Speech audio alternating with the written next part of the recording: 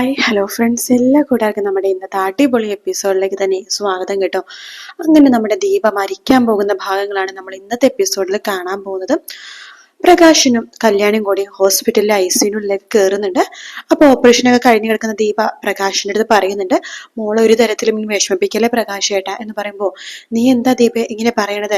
ഇതേ നോക്ക്, ഇനി ഒരിക്കലും വാക്ക് കൊണ്ടോ ഒട്ടം കൊണ്ടോ പോലും എന്റെ പൊന്നു മോളെ ഞാൻ വേദനിപ്പിക്കില്ല.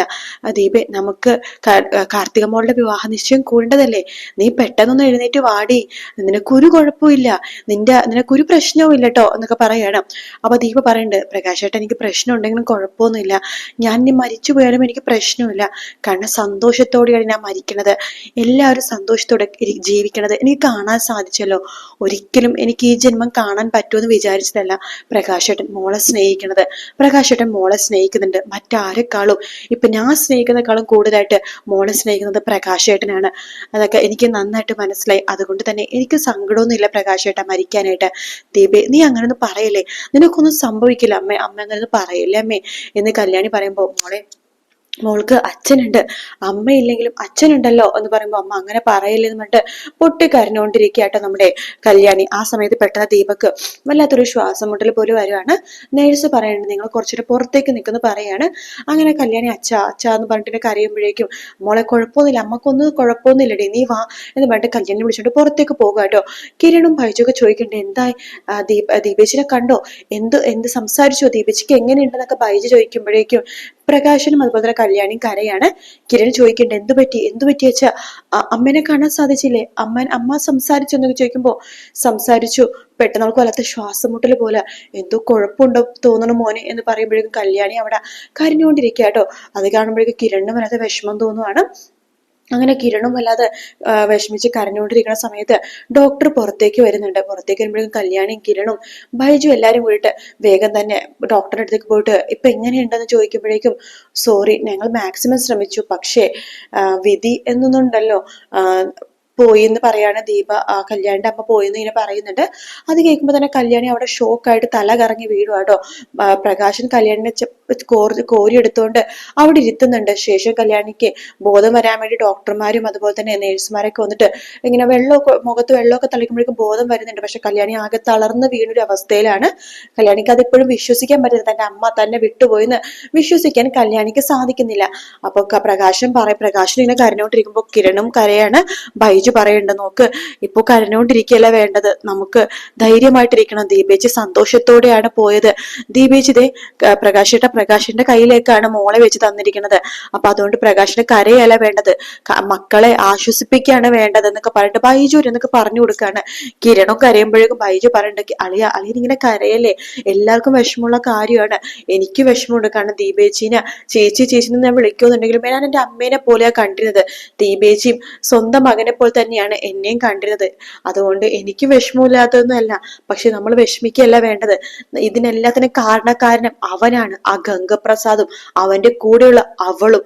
എത്ര പ്രാവശ്യം അവര് നിങ്ങളെ ഇല്ലാതാക്കാൻ നോക്കിയത്. അളിയൻ ഇല്ലാതാക്കാൻ നോക്കിയ സമയത്ത് പ്രകാശേട്ടൻ ഇടയിൽ കയറി വന്നുകൊണ്ട് പ്രകാശേട്ടനെ കൊത്തു കിട്ടി. ഭാഗ്യം കൊണ്ട് പ്രകാശേട്ടൻ അന്ന് രക്ഷപ്പെട്ടു. പക്ഷെ ആ ഭാഗ്യം ദീപേച്ചിന് തുണച്ചില്ല. നമ്മളിപ്പോ ചെയ്യേണ്ടത് അവരെ കണ്ടുപിടിച്ച് പോലീസിൽ ഏൽപ്പിക്കുക.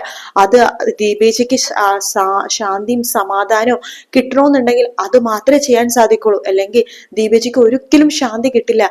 തന്റെ മക്കളെ കൊല്ലാൻ വേണ്ടി ഇനിയും ആ ദുഷ്ടം വരോരോ എന്നുള്ള ചിന്തയിലായിരിക്കും ദീപേച്ചി മരണത്തിന് കീഴടങ്ങിയത്. അതുകൊണ്ട് നമ്മൾ ധൈര്യമായിട്ട് ഇരുന്നേ പറ്റൂ. ഈ സമയത്ത് നമ്മൾ തളർന്നു പോയി കഴിഞ്ഞാൽ ഗംഗപ്രസാദിന് കാര്യങ്ങൾ സുഖമാകും. ഇനിയും എല്ലാവരും അവനെ ഇല്ലാതാക്കും, ഓരോരുത്തരായിട്ട് അവനെ ഇല്ലാതാക്കും എന്നൊക്കെ പറഞ്ഞിങ്ങനെ ധൈര്യം കൊടുക്കാൻ നോക്കുന്നുണ്ട്. പക്ഷെ കിരണും കല്യാണിയും പ്രകാശിനൊക്കെ കരയാട്ടോ. അങ്ങനെ ബൈജു വേഗം തന്നെ ചന്ദ്രസേനന് ഫോൺ വിളിക്കുകയാണ്. അപ്പൊ ബൈജു അടുത്ത് ചന്ദ്രസേന ചോദിക്കണ്ടേ, എന്തായി ബൈജു അവിടുത്തെ കാര്യങ്ങളൊക്കെ, അവിടെ വരണോന്ന് വിചാരിച്ചിട്ടാണ് ഞാനും ദീപയും കൂടി ഇറങ്ങാൻ പോവായിരുന്നു എന്ന് പറയുന്നുണ്ട് ബൈജു. എന്നാ ഇങ്ങനെ ഹോസ്പിറ്റലിലേക്ക് വരണ്ട, കിരണിന്റെ കല്യാണിന്റെ വീട്ടിലേക്ക് വന്നാമെന്ന് പറയാണ്. എന്താ ബൈജു എന്ത് പറ്റി ചോദിക്കുമ്പോഴേക്കും ദീപേച്ചി പോയി എന്ന് പറയാണ്.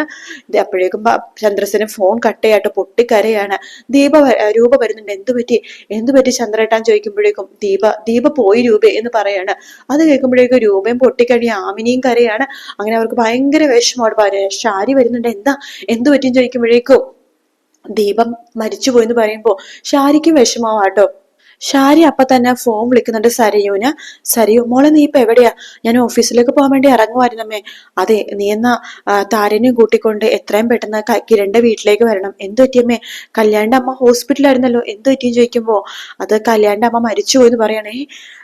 ദീപാന്റി മരിച്ചുപോയോ? അതെ, നീ അങ്ങോട്ടേക്ക് വരണം. ശരിയമ്മ, ഞാൻ ഇപ്പൊ തന്നെ വരാന്ന് പറയുന്നുണ്ട്. അങ്ങനെ താരയും സരിയും ഒക്കെ അങ്ങോട്ടേക്ക് ഇറങ്ങാണ്. അതേസമയം ജയിലിലേക്കും സന്ദേശം പോകുന്നുണ്ട് വിക്രത്തിന്റെ അടുത്തേക്ക്. വിക്രത്തിനോട് അപ്പത്തെ വാർഡൻ പറയുന്നുണ്ടടാ, നിനക്കൊരു വിഷമകരമായിട്ടുള്ളൊരു വാർത്തയുണ്ട്. എന്താ? എന്തു പറ്റി സാറേ എന്ന് വിക്രം ചോദിക്കുമ്പോ, നിന്റെ അമ്മ മരിച്ചു പോയടാ എന്ന് പറയുമ്പോ, ഓ അതാണ് വിഷമകരമായിട്ടുള്ള വാർത്ത. എന്റെ ചിന്തയിൽ അവർ എപ്പോഴേ മരിച്ചു. നീയൊക്കെ ഒരു മോനാണോടാ? നിന്നെ ചിലപ്പോ പുറത്തിറക്കാൻ വേണ്ടിയിട്ട് പറയും. അവിടെ പോലീസുകാർ നിന്റെ പ്രൊട്ടക്ഷൻ ഉണ്ടാകും.